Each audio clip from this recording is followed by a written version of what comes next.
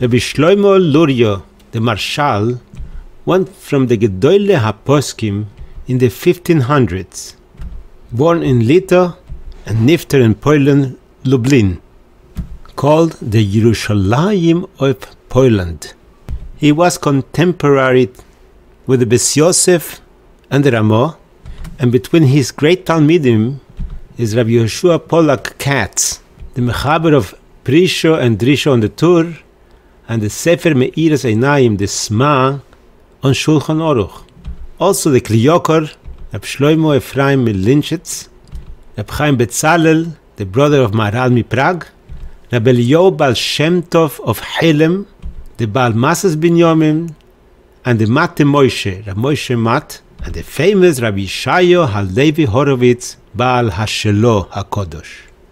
In the Hebrew Kadisha of Lublin, there is a Pinkas that Rab Meir Shapiro, the Rosh Yeshiva from Chacham Lublin, saw, and is written a periodic story of Tchiyas HaMeisim with one of the Talmidim of the Maharshal. This Talmud came from a poor family, and when it came to Shidduchim, a big Gevir came to Yeshiva, asked the Maharshal, he needs a bocher that he will support all his life for his daughter. The Maharshal was Matzia this bocher, his Talmud. They got married, and they did not have the schus of having children. Years after the Chasana, she became ill, and on her deathbed, she asked her husband, after she dies, he should promise her that her remembrance will be forever, so he should not get married to anybody else. This way, he would be known as the husband of this and this lady. He didn't know what to do, and he gave a tkiyas kaf, and he promised her. The Talmud becomes an almon. Shat chonim come and are matzia shidduchim, but he is not interested, and he falls into a depression. The Maharshal calls his Talmud, and he finds out the story behind this depression. You cannot promise not to marry somebody else. It's against the Torah. There's a mitzvah of priyo ureviyo. Therefore, I give you a heter gomur.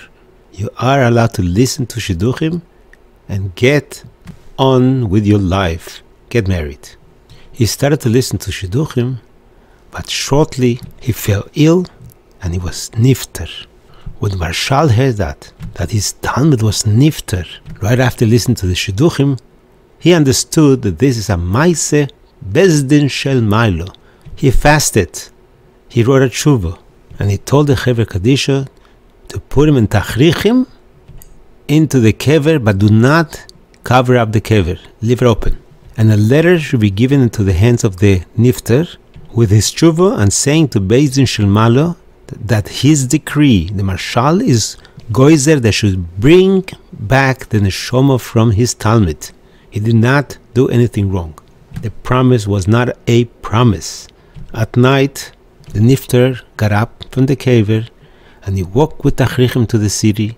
Everybody was scared. The Maharshal changed the tachrichim and gave him clothing, and he went back to learn Bes Medrash. But there was a problem. Everybody was spoiled from the nays. But who wants to get married with a toite mensch? No shidduchim came to the table.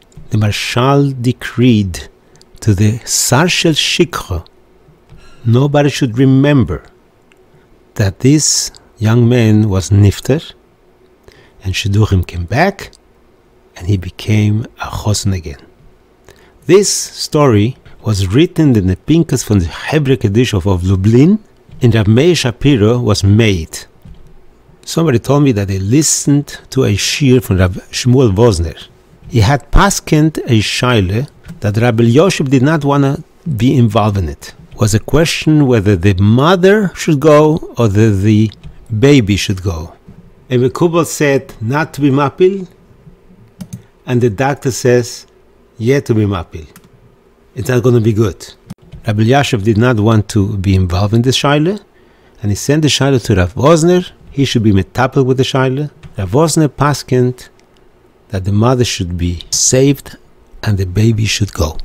The neshama of the baby came to Rav Shmuel Wazner in a cholom with tinus that he killed him by paskening this shaila. Rav Shmuel screamed at Bezdin and said, "This is psak from Bezdin Shel Mata."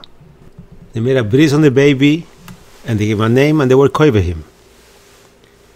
Every time they went to visit the baby in the Beis HaKvoros, the mother lost another baby. She was mapil again. It happened twice. So they went back to the Mekubal. And the Mekubal said that the doctors were wrong. The baby was a normal baby. He was schwach in the guf, but the nefesh and the moach was okay. To the Beis Medrash of Rabbi Cheskel Roth came a similar question. And he was mevarer that they are allowed to be mapil devlat. But he didn't want to take the achrayus on himself, and he asked one of the nephews of Rav Moshe ניישלאס that he's going to call him up and he wants to ask him to be mishtatev in the psak, in the heter. The nephew from Rav Moshe ניישלאס called Rav Moshe and he told him, Rabbi Cheskel Roth wants to call you up with this question. He got very nervous and he said, call right now a car service and I'm getting out of the city and tell them that I'm not in town. I don't want you to say a sheker. Tell them I'm not in town. I'm not mishtatev in such a psak. Like the Popperov says, if somebody paskins lehetet to uproot a fruit tree, which is an iser in the tzavor from Rabbi Yehuda Chosid, it's a sakona for the person who asks the shaila and does it, and the sakona for the person who is matir.